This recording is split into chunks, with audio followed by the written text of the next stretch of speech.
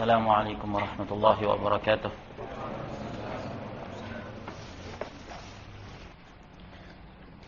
Alhamdulillah hamdan katsiran tayyiban mubarakan fihi kama yuhibbu rabbuna wa yarda, wa ashhadu an la ilaha illallah wahdahu la syarika lah, wa ashhadu anna Muhammadan abduhu wa rasuluh sallallahu alaihi wa ala alihi wa sahbihi wa sallama tasliman mazida, thumma amma ba'd. Kita melanjutkan kajian kita terhadap kitab Al-Kabair karya Al-Imam Adz-Dzahabi rahimahullah dengan penjelasan syarah dari Asy-Syaikh Muhammad bin Shalih Al-Utsaimin rahimahullah. Masih dalam pembahasan berkaitan dengan hukum meninggalkan salat. Telah berlalu dalam pertemuan yang terakhir sebuah kesimpulan yang mengerucut kepada hukum meninggalkan salat sama saja apakah disertai dengan pengingkaran di dalam hati akan wajibnya salat atau didasari karena malas bersamaan dengan keyakinan akan wajibnya, di mana kesimpulannya hukumnya adalah seseorang yang meninggalkan salat dengan sengaja hukumnya adalah kafir berdasarkan dalil-dalil yang telah lalu pemaparannya. Di antara dalil-dalil yang ada adalah hadis Nabi SAW bahwasanya beliau bersabda, al-ahdu alladzi bainana wa bainahum as-shalah, perjanjian akad antara kita dengan mereka orang-orang musyrik adalah salat. Maka siapa saja yang meninggalkan salat maka sungguh dia telah kafir. Kemudian dalam hadis yang lain dari hadis Jabir bahwasanya Nabi SAW bersabda, inna bainar rajuli wa bainasyirki wal kufri tarkas salah. Sesungguhnya batasan antara seseorang dengan kesyirikan dan kekufuran, garis batasnya adalah meninggalkan salat. Maka siapa saja yang meninggalkan salat maka dia telah melampaui batas menuju ke garis batas kekufuran dan kesyirikan. Dalam pertemuan sebelumnya ada sebuah pemaparan, dikatakan bahwasanya syubhat, kenapa tidak kita bawa, kenapa tidak kita pahami dalil-dalil tadi kepada makna yaitu yang dimaksud dengannya kekufuran apabila pelakunya itu mengingkari wajibnya. Adapun seseorang yang tidak melaksanakan salat dengan sengaja namun dia meyakini bahwasanya salat itu hukumnya wajib, maka dia tidak dikafirkan. Kenapa tidak dipahami seperti itu saja? Kenapa kok kita pahami secara mutlak bahwasanya dalil menunjukkan kafirnya orang-orang yang meninggalkan salat secara mutlak, tak peduli apakah dia meyakini wajibnya, lebih-lebih lagi jika dia tidak meyakini akan wajibnya, mengingkari. Jawaban pertama, katanya Syekh Muhammad bin Shalih Al-Utsaimin rahimahullah, yang demikian tidaklah diperbolehkan, tidaklah dibenarkan, karena terkandung padanya dua larangan. Larangan pertama telah dibahas di pertemuan sebelumnya, yaitu ilgha'ul wasfil ladzi i'tabarahu syari' wa 'allaqa al-hukma bih. Membawa tekstual dalil itu mengkhususkannya bahwasanya hukum kekafiran itu hanya berlaku pada seseorang yang meninggalkan salat karena dasar mengingkari wajibnya. Ini adalah tindakan membatalkan atau menggugurkan pensifatan. Apa sifatnya? Sifatnya adalah kekufuran bagi orang yang meninggalkan salat, di mana syariat ini telah mengkait hukum kekafiran dengan sebuah sifat, yaitu meninggalkan. Sekedar meninggalkan salat maka berlaku hukum sebagaimana dalam tekstual dalil, perjanjian antara kami dan kalian, katanya Rasul sallallahu alaihi wasallam, adalah salat. Al-ahdu ladzi bainana wa bainakum as-salat. Perjanjian antara kami dan kalian adalah salat. Perjanjian antara kami dan mereka adalah salat. maka siapa saja yang meninggalkannya maka sungguh dia telah kafir.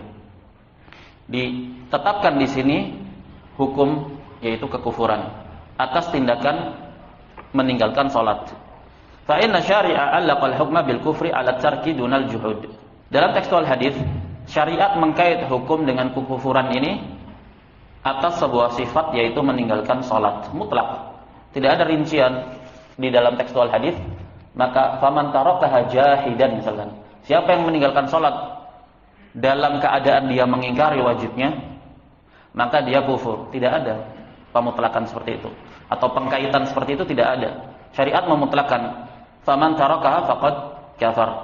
Hukum kekufuran dikait dengan sebuah sifat yang sifatnya mutlak, yaitu meninggalkan secara mutlak.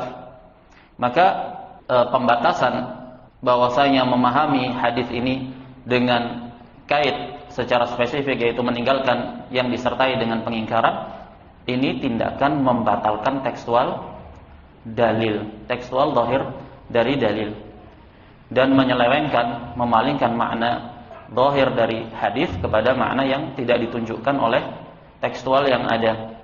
Kemudian yang kedua disebutkan oleh Syekh, kenapa kok tidak boleh kita bawa pemahaman tekstual hadis tersebut dengan mengkaitnya bahwasanya yang dimaksud tegaknya hukum kekafiran bagi orang yang meninggalkan salat apabila meninggalkannya dalam keadaan mengingkari. Tidak boleh dikait seperti itu. Kenapa? Katanya Syekh Shalih Al-Utsaimin, al-mahdhur ats-tsani i'tibar wasfin. Tindakan menetapkan hukum atas tekstual hadis yang ada tadi dengan kait bahwasanya yang dimaksud dengan hukum kekafiran itu apabila meninggalkan salat karena ingkar. Tindakan memahami pemahaman seperti ini dikatakan i'tibaru wasfin lam yaj'alhu syari'u manatan lil hukmi. Sama saja ini tindakan menetapkan sebuah pensifatan. Apa sifatnya? Juhud. Sifatnya adalah pengingkaran. Menetapkan adanya sifat pengingkaran, lam yaj'alhu syari' manatan lil hukmi. Sementara syariat tidak menjadikan sifat itu sebagai acuan diberlakukannya hukum. Perhatikan tekstual dalil yang ada. Al-ahdul ladzi bainana wa bainahum as-shalah. Perjanjian antara kami dan mereka adalah salat. Katanya Rasul sallallahu alaihi wasallam. Kemudian dikatakan, faman tarakaha, siapa saja yang meninggalkannya faqad kafar, maka sungguh dia telah kafir. Pemahaman tadi mengatakan faman tarakaha jahidan, siapa yang meninggalkan salat dalam rangka mengingkari. Meletakkan sifat pengingkaran ini sama dengan meletakkan sebuah sifat yang syariat tidak mensifatinya. Syariat mensifatinya secara mutlak, pokoknya meninggalkan. Mau mengingkari, mau tidak mengingkari, pokoknya meninggalkan, berlaku hukum. Adapun membawa pemahaman tekstual hadis dengan meletakkan sebuah sifat yang syariat tidak mensifatinya, naam, ini tindakan mengada-ngadakan kedustaan atas nama syariat. Makanya i'tibaru wasfin lam yaj'alhu syari'u manatan lil hukmi. Yang syariat tidak meletakkan sifat itu untuk menentukan sebuah hukum. Coba terjemahannya seperti apa itu di situ? Yang kedua, poin kedua.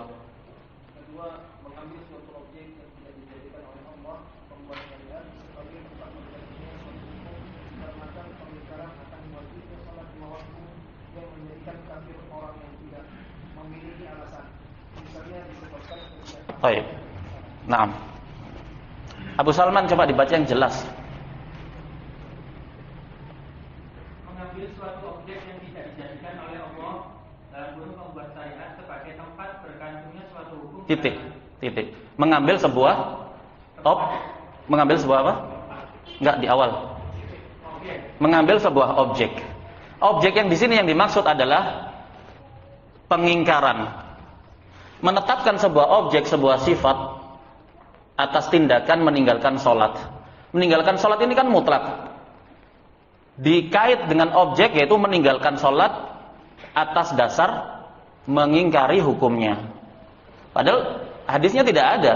Hadisnya cuma menjelaskan meninggalkan salat maka kafir. Adapun membawa hadis ini dalam pemahaman mengkait objek tadi, meninggalkan salat didasari atas pengingkaran. Nah, didasari atas pengingkaran ini namanya apa? Objek. Meletakkan sebuah objek yang syariat tidak meletakkannya untuk sebuah hukum. Begitu maksudnya. Fa inna juhuda wujubi shalawatil khamsi mujibun li kufri man la yu'dzar bi jahlihi fihi sawa'un shalla am taraka. Karena pengingkaran terhadap wajibnya salat 5 waktu ini mewajibkan konsekuensi hukum kekufuran. Bagi siapa? Bagi orang yang tidak mendapatkan dispensasi uzur atas ketidaktahuannya terhadap hukum salat. Siapa orang yang mendapat dispensasi uzur atas ketidaktahuan tentang hukum salat? Kira-kira siapa? Orang munafik. Selalu di dalam kitab-kitab fikih dikait. Diberikan contoh oleh para ulama. Orang yang mungkin untuk mendapatkan dispensasi uzur atas ketidaktahuannya tentang perkara-perkara yang darurat untuk diketahui di dalam syariat, ini ulama biasanya memberikan 2 contoh. Orang yang baru masuk Islam, mu'alaf baru, sudah dia belum tahu tentang Islam. Naam. Kemudian dia menyatakan misalkan, kenapa kok kamu nggak sholat setelah kamu masuk Islam? Nggak wajib, misalkan. Bisa jadi dia mendapat dispensasi uzur dengan mengingkari sholat itu. Kenapa? Karena baru masuk Islam, belum sempat belajar. Yang kedua, tinggal di pedalaman. Misalkan tinggal di pedalaman Papua sana, misalkan ya. Ada nggak di pedalaman Papua yang tidak dapat akses? Sampai saat ini nggak ada akses sama sekali dari dunia luar. Anggaplah ada, kita takdirkan saja ada.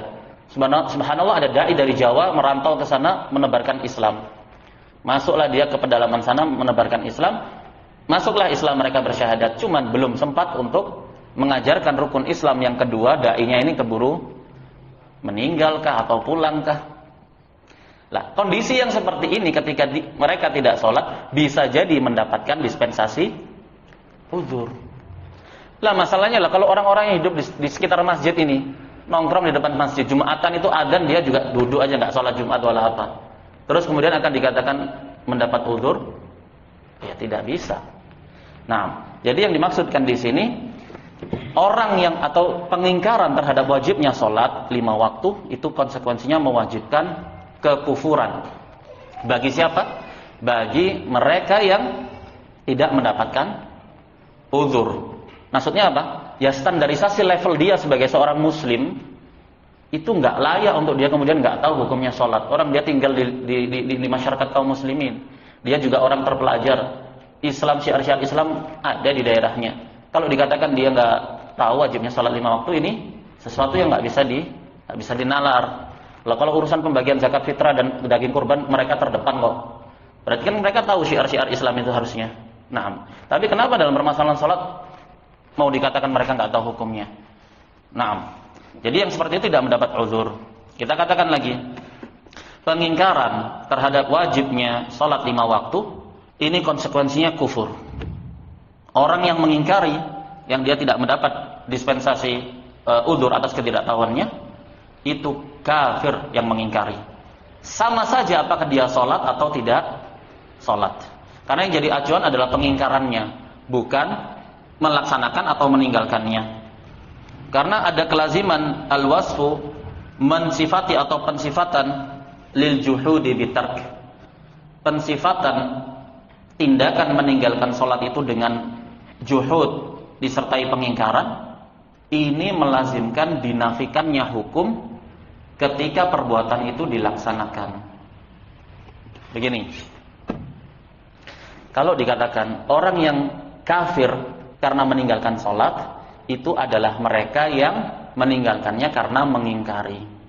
Berarti mensifati tindakan meninggalkan sholat dengan pengingkaran, ini konsekuensinya melazimkan membatalkan hukum ketika seseorang itu melaksanakan sholat walaupun dia mengingkari. Membatalkan hukum kekufuran ketika seseorang itu sholat walaupun dia mengingkari. Karena pada hakikatnya dia tidak meninggalkan sholat.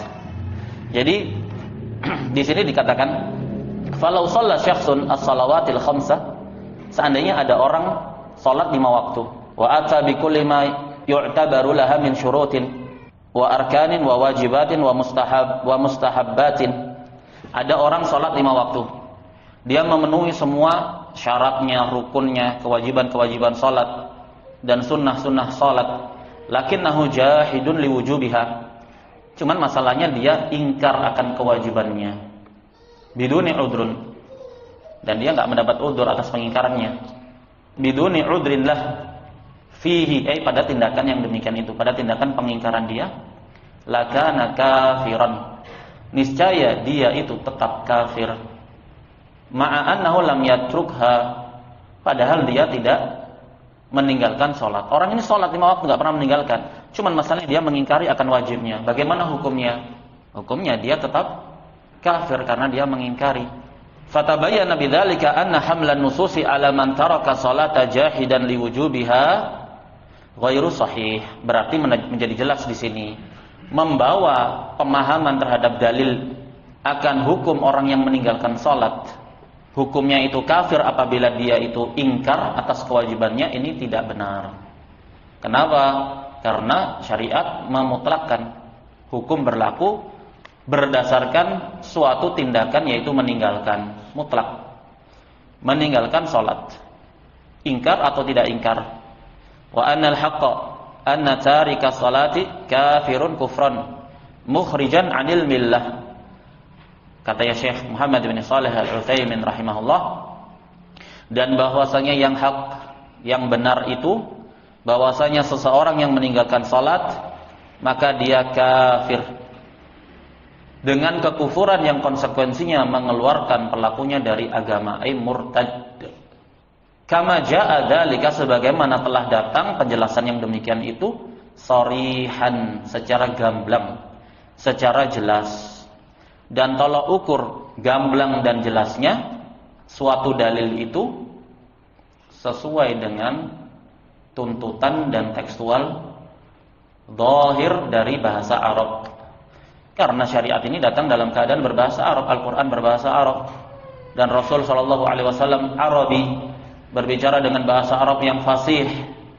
Naam. Jadi merujuk apakah tekstual dalil itu sharih, gamblang, jelas atau tidak jelas, ya dikembalikan kepada tekstual zahir dari bagaimana orang Arab memahami lafaz itu sebagai sebuah lafaz yang memiliki makna. Karena setiap lafaz memiliki makna yang telah diletakkan oleh orang Arab. Sebagaimana kita meletakkan nama atas bentuk yang seperti ini dengan nama botol. Dengan nama botol. Jelas gak kalau ini namanya botol? Jelas atau samar? Masih butuh penafsiran bahwa ini bukan botol? Tidak, karena orang Indonesia mengatakan, oh ini maknanya botol. Begitu pula dalam tekstual lafaz Arabi. Ketika orang Arab mengatakan taraka, meninggalkan, ya maknanya meninggalkan secara mutlak. Kama jaa dzalika sharihan fi ma rawahu Ibnu Abi Hatim fi sunanihi an Ubadah bin Samit radhiyallahu anhu. Datang sebuah athar dari Ubadah bin Samit radhiyallahu anhu bahwasanya beliau berkata, "Awsana Rasulullah sallallahu alaihi wasallam." Ubadah bin Samit sahabi berkata, Rasulullah sallallahu alaihi wasallam telah mewasiatkan kepada kami. Apa wasiatnya? La tusyriku billahi syai'a. Jangan sekali-kali kalian mempersekutukan Allah Subhanahu wa taala dalam hak ibadah kepadanya dengan apapun itu, benda mati, benda hidup, orang sakti, orang tidak sakti. Jangan. Berdoa hanya kepada Allah, meminta hajat, kelapangan rizki, keselamatan dari mara bahaya, keberkahan, semua hanya boleh diminta kepada Allah. Tidak boleh diminta kepada selain Allah siapapun dia. Tidak boleh diminta kepada Rasul, tidak boleh diminta kepada wali, lebih-lebih lagi yang selain daripada mereka. La tusyriku billahi syai'a. Jangan kalian mempersekutukan Allah sedikit pun dengan sesuatu apapun itu. Wala tatrukus salata amdan. Dan jangan kalian meninggalkan salat dengan sengaja. Mutlak. Jangan meninggalkan salat dengan sengaja. Sama saja kalian itu ingkar atau tidak ingkar. Ingkar atau karena malas. Wala tatruku salata amdan, jangan kalian meninggalkan salat dengan sengaja. Faman tarakaha amdan, siapa yang meninggalkan salat dengan sengaja, muta'ammidan, dan dia menyengaja untuk tidak salat, faqad kharaja minal millati, maka sungguh dia telah keluar dari agama ini, ay murtad. Ini fikih pemahamannya siapa? Ubadah bin Samit. Dan beliau menukilkan ini langsung wasiat dari Rasulullah sallallahu alaihi wasallam. Ausana, Rasulullah sallallahu alaihi wasallam mewasiatkan kepada kami. Berarti kan ini wasiat sifatnya mutlak, jangan meninggalkan salat dengan sengaja. Tidak ada pembatasan objek, peletakan sifat atau objek. Jangan meninggalkan salat dengan sengaja dengan didasari atas pengingkaran, tidak ada. Mutlak, mengingkari tidak mengingkari, meninggalkan dengan sengaja hukumnya murtad. Wa kama anna hadha muqtada dalili as-sam'i al-athari fa huwa muqtada dalil al-aqli an-nadhari. Itu dari sisi dalil-dalil syar'i, Al-Qur'an dan As-Sunnah, berdasarkan tekstual zahir dari bahasa Arab yang ada, dari tekstual lafaz yang ada. Kemudian Syekh Al-Utsaimin di sini mengatakan begitu pula secara akal. Kita bermain rasio sedikit dengan dalil akli, dalil akal. Bagaimana secara akal bisa diterima bahwasanya seseorang yang meninggalkan salat itu dia murtad? Dikatakan di sini fa kaifa yakunu 'inda syakhsi imanun?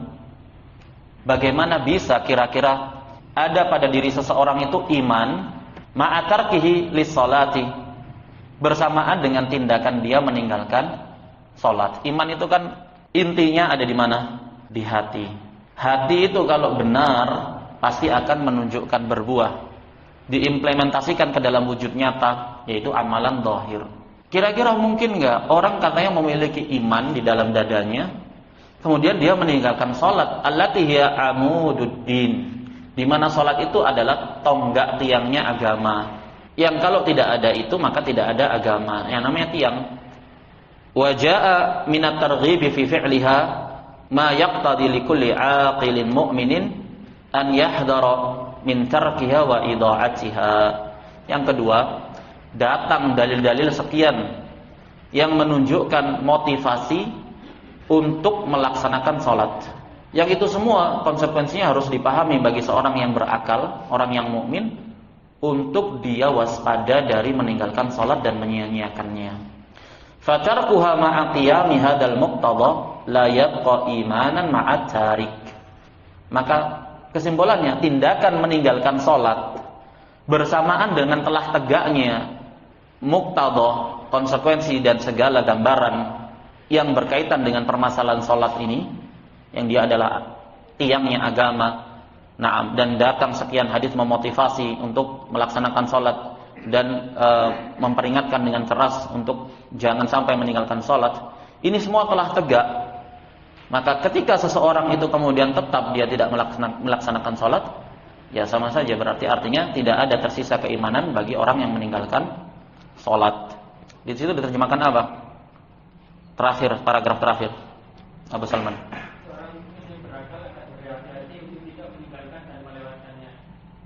Terus kesimpulannya? Setelahnya? Jika ada yang mengatakan bisa saja yang dimaksud kufur di dalam meninggalkan sholat. Lah, sebelum itu. Tepat sebelum itu. Bagaimana mungkin masih ada keimanan bagi seorang yang meninggalkan sholat, sedangkan sholat merupakan tiang agama dan telah datang perintah untuk mengerjakannya, yang menuntut seorang mukmin yang berakal agar berhati-hati untuk tidak meninggalkan dan melewatkannya. Titik, sudah situ. Berarti nggak diterjemahkan setelahnya. Fatarkuha ma'a qiyami hadzal muqtada la yabqa imanan ma'a tarik. Jadi meninggalkan salat bersamaan dengan telah gamblangnya penjelasan berdasarkan dalil-dalil yang ada itu, ya tidak bisa dikatakan ada sisa iman di dalam hati orang yang meninggalkan salat. Batasannya salat sebagai amalan yang zahir, sebagai amalan zahir. Rukun Islam yang pertama syahadat. Syahadatain, dua kalimat syahadat. Dan itu harus ditunjukkan, diwujudkan dalam amalan nyata, yaitu salat. Kemudian dikatakan in qala qail, syubhat kedua. Syubhat yang kedua, alla yahtamil an yurada bil kufri fi tariki salati kufrun ni'mah la kufrul millah. Katakan, tidakkah terkandung kemungkinan dalam hadis itu yang dimaksud meninggalkan sholat kufur itu maksudnya kufur nikmat, bukan kufur murtad. Maksudnya kufur nikmat. Aw annal murada bihi kufrun duna al-kufril akbar. Atau bisa saja yang dimaksud dalam hadis kekufuran itu kufur yang tidak sampai mengeluarkan pelakunya dari agama, maknanya kufrun asghar. Fayakunu kaqaulihi sallallahu alaihi wasallam, sehingga seperti hadis Nabi sallallahu alaihi wasallam, isnatani fin nasi huma bihima kufrun. Ada dua perangai pada manusia yang manusia tadi dengan kedua perangai tadi bisa kufur. At-ta'nu fin nasab wan niyahatu 'alal mayyit. Dua perangai yang jika ada pada seorang mukmin bisa jadi dua perangai tadi akan menyeretnya kepada kekufuran. Ini kan disebutkan kekufuran juga. Tapi kenapa ulama membawa dalil ini kepada kekufuran, kufrun ni'mah, kufrun asghar? Wa qauluhu, juga dalil yang lain, sibabul muslim fusuqun wa qitaluhu kufrun. Hadis mencela muslim itu kefasikan dan membunuh seorang muslim itu adalah kekufuran. Para ulama memahami hadis ini, kekufuran yang dimaksud adalah kekufuran asghar. Lah kalau begitu berarti yang berkaitan dengan sholat, meninggalkan sholat hukumnya kafir. Kenapa tidak kita pahami dengan pemahaman yang sama? Berarti yang dimaksudkan meninggalkan sholat kafir itu kufur asghar. Kok nggak dipahami begitu? Ulna, katanya Syekh, jawabannya, hadal ihtimalu wa tandiru lahu la yasihhu liwujuh. Analogi kesimpulan tadi, kemungkinan tadi itu nggak pas, nggak tepat dari beberapa sisi. Al-awal, yang pertama, anna Nabiya sallallahu alaihi wasallam ja'ala salata haddan fasilan bainal kufri wal iman wa bainal mu'minina wal kuffar. Nabi sallallahu alaihi wasallam menjadikan salat itu sebagai batasan yang memisah antara kekufuran dan iman. Jadi kalau ada kufur dan iman, garis pemisahnya adalah salat. Wa bainal mu'minina wal kuffar, dan antara orang-orang mukmin dan orang-orang kafir itu kalau mau dipisahkan, pemisahnya adalah salat. Wal haddu yumayyizul mahduda wa yukhrijuhu an ghairihi. Yang namanya batasan atau definisi itu dia akan memberikan cakupan yang terbatas terhadap sesuatu yang didefinisikan, sehingga dia mengeluarkan keterangan-keterangan yang lain yang tidak masuk dari deskripsi ini. Siapa yang bisa kasih contoh ini? Di situ diterjemahkan apa? Selain itu juga sebagai pembatas yang berfungsi untuk membedakan objek yang dibatasinya dan mengeluarkan dari apa yang selainnya. Kita mendefinisikan, kita coba definisikan. Siapa yang bisa membuat sebuah definisi jamaah Masjid Al-Muttaqin? Apa definisinya? Antum. Kapan orang itu dikategorikan jamaah Masjid Al-Muttaqin? Orang yang sering datang ke Masjid Al-Muttaqin untuk sholat. Ada spesifik lagi nggak? 5 waktu. Baik. Berarti di sini kita ambil satu definisi bagi jamaah Masjid Muttaqin itu, yaitu pertama, sering datang ke masjid untuk sholat. Kita definisikan yang lain lagi, dan sering ikut kajian di Masjid Al-Muttaqin. Keluar dari definisi ini, mereka yang rajin sholat di Masjid Muttaqin tapi tidak ikut kajian, atau orang yang rajin ikut kajian di Masjid Al-Muttaqin tapi tidak sholat di Masjid Muttaqin. Lah, yang namanya definisi dia harus mencakup semuanya. Siapa itu jamaah? Siapa jamaah Masjid Al-Muttaqin? Mereka yang sholat 5 waktu di Masjid Al-Muttaqin dan menghadiri kajian di Masjid Al-Muttaqin. Ini namanya definisi. Wal haddu, dan definisi itu dia harus membatasi yang didefinisikan. Maksudnya yang keluar dari dua sifat ini dia bukan masuk dalam batasan. Nah, dia harus batasan itu diletakkan untuk mengeluarkan yang selain dari sifat yang dibatasi. Fal mahdudani mutaghayyirani la yadkhulu ahaduhuma fil akhar. Sementara dua definisi itu, dua yang dibatasi tadi itu berbeda, antara kekufuran dan keimanan itu berbeda. tidak bisa salah satunya itu mengisi tempat yang lain. Di situ diterjemahkan apa? Sehingga dua objek yang sudah dibatasi akan saling berbeda antara yang satu dengan yang lainnya dan tidak bisa masuk ke dalam hal lainnya. Naam. Jadi tidak bisa terkumpul antara dua yang berbeda, kekufuran dan keimanan. Gak bisa, dia mukmin tapi kafir. Dia kafir tapi mukmin. Gak bisa, karena ada pembatas di situ yaitu salat. Atsani anna salata ruknun min arkanil Islam. Yang kedua, salat itu rukun dari rukun-rukun Islam. Fa wasfu tarikiha bil kufri yaqtadi annahu al-kufrul mukhriju minal Islam. Ketika salat itu adalah sebuah rukun dari rukun-rukun Islam, maka pensifatan orang yang meninggalkan rukun tadi dengan kekufuran, konsekuensinya yang dimaksud adalah kekufuran yang mengeluarkan pelakunya dari Islam. Kenapa? Li'annahu hadama ruknan min arkanil Islam. Karena dia telah menghancurkan salah satu rukun dari rukun-rukun Islam. Bi khilafi itlaqil kufri ala man fa'ala fi'lan min af'alil kufri. Berbeda dengan pengitlakan, penyebutan kekufuran kepada seseorang yang melakukan suatu perbuatan dari perbuatan-perbuatan kekufuran. Contohnya membunuh seorang mukmin. Asalit anna hunaka nususan ukhra. Di sana ada dalil lain. Dalat ala kufri tarikis salati kufran mukhrijan 'anil millah. Ada dalil lain yang menunjukkan, menguatkan bahwasanya hukum kekufuran yang dimaksud bagi orang yang meninggalkan salat adalah kekufuran yang mengeluarkan pelakunya dari agama atau murtad. Berarti fa yajibu hamlul kufri ala ma dallat alaihi, berarti wajib membawa pemahaman tekstual kekafiran bagi orang yang meninggalkan salat sesuai dengan apa yang ditunjukkan oleh dalil. Agar apa? Litatala'ama an-nususu wa tattafiqa. Agar dalil satu dengan dalil yang lain itu sinkron, sesuai. Naam, tidak saling kontradiksi. Dan di sana ada kaidah usuliyah, i'malun nusus aula min ihmaliha. Menjamak, mengkompromikan antara dalil-dalil yang ada lebih utama daripada membatalkan dalil yang lain. Jadi begini. Di sana ada dalil yang menunjukkan kafirnya seseorang yang meninggalkan salat. Kafir akbar. Di sana ada dalil lain yang menunjukkan adanya kemungkinan kalau kekafiran itu bukan kafir akbar.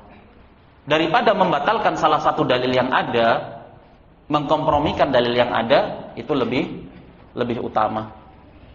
Berarti dalil yang dimaksudkan di sini dikompromikan semuanya menunjukkan kepada satu titik kesimpulan bahwasanya hukum meninggalkan salat itu hukumnya kufur akbar.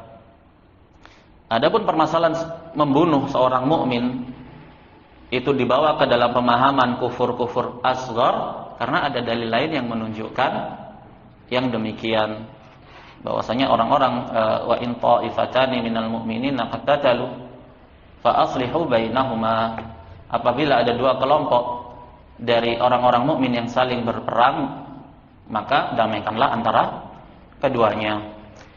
Sisi pendalilan dari ayat ini, orang yang saling berperang dari barisan kaum mukminin diseru dengan seruan keimanan. Diseru dengan seruan keimanan apabila ada dua kelompok dari orang-orang mukmin. Berarti semuanya mukmin meskipun satu dengan yang lainnya saling membunuh. Kalau begitu, dalil yang menunjukkan bahwa qitalul muslim kufrun, membunuh seorang muslim itu kekufuran, digabung dengan ayat ini, berarti yang dimaksud adalah kufrun asghar. Adapun salat tidak ada yang menunjukkan, tidak ada yang memalingkan untuk dalil-dalil itu dibawa kepada pemahaman kufrun asghar. Berarti menunjukkan bahwasanya hukum meninggalkan salat itu kufrun akbar, murtad. Ar-rabi' anna ta'bira bil kufri mukhtalafun. Yang keempat, pengungkapan dengan ungkapan kekufuran dalam tekstual dalil-dalil yang ada itu berbeda. Fa fi tarki shalah, dalam penyebutan hadis yang membahas tentang hukum meninggalkan salat disabdakan oleh Rasul sallallahu alaihi wasallam, bainar rajuli wa bainas syirki wal kufri fa abbara bi al adalah ala anna al murada bil kufri haqiqatal kufri. Bi khilafi kalimati kufrin munakkaron. Perhatikan. Dalam tekstual hadis yang menjelaskan lafaz hukum salat meninggalkan salat itu kafir dengan lafadznya al-kufur bainar rajuli wa baina asyirki wal kufri pakai al-kufri dengan dengan alif lam yang menunjukkan spesifik. Nah, ini dalam tekstual lafadz Arabi menunjukkan bahwa yang dimaksud itu adalah hakikat dari kekufuran. Kekufuran itu kalau diitlaqkan secara asal yang dimaukan adalah kufur akbar. Kekufuran jika diungkapkan secara asalnya yang dimaukan adalah kekufuran akbar. Nah, dalam hadis ada alif lamnya menunjukkan bahwasanya yang dimaukan hakikat kekufuran. Berbeda dengan hadis yang menjelaskan tentang hukum membunuh muslim. Dikatakan wa qitaluhu kufrun nakirah, dan membunuh muslim itu kufrun, tidak ada alif lamnya. Au kalimah kafara, atau kalimat kafara, man taraka faqad kafara bilafdil fi'li fa innahu dalun ala anna hada minal kufri. Berarti ini menunjukkan bahwasanya tekstual lafaz yang dimaukan dengan kekafiran itu adalah kekafiran akbar. Au annahu kufrun fi hadhihi al-fi'lah wa laysa huwa al-kufrul mutlaq al-mukhrij 'anil Islam. Kekufuran yang disebutkan dengan lafaz nakirah tadi yang dimaksudkan dengannya adalah ya kekufuran yang sifatnya mutlak, jenis kekufuran. Kufur itu kan isim jenis. Ada kufur akbar, ada kufur asghar. Di bawahnya ada berbagai macam amalan-amalan yang masuk dalam himpunan kufur. Ketika disebutkan dengan lafaz kufur, dengan lafaznya nakirah dalam bahasa Arab, ini menunjukkan bahwa yang dimaukan itu adalah ya pengkufuran mutlak, bisa besar, bisa akbar, bisa asghar. Membunuh seorang muslim itu kufur. Kufur di sini bisa besar, bisa kecil. Lah ketika kita memastikan bahwasanya kufur yang ada di situ itu salah satu kepada dua makna, kita tetapkan yang dimaksud adalah kufurun asghar atau kecil, butuh kepada dalil, dan telah tegak dalil yang lain menunjukkan bahwa yang dimaksud dalam hadis kufur asghar. Adapun dalam tekstual salat, kufur yang dimaksud dengan alif lam menunjukkan kufur akbar. Ditambah lagi tidak ada dalil yang memalingkan untuk dipahami bahwasanya kufur yang dimaksud kufur asghar. Berarti kesimpulannya hukum meninggalkan salat adalah kufur akbar. Wal iyadzu billah. Baik, kita cukupkan sampai di sini. Wa sallallahu wasallama ala nabiyyina Muhammad wa ala alihi wa sahbihi ajma'in.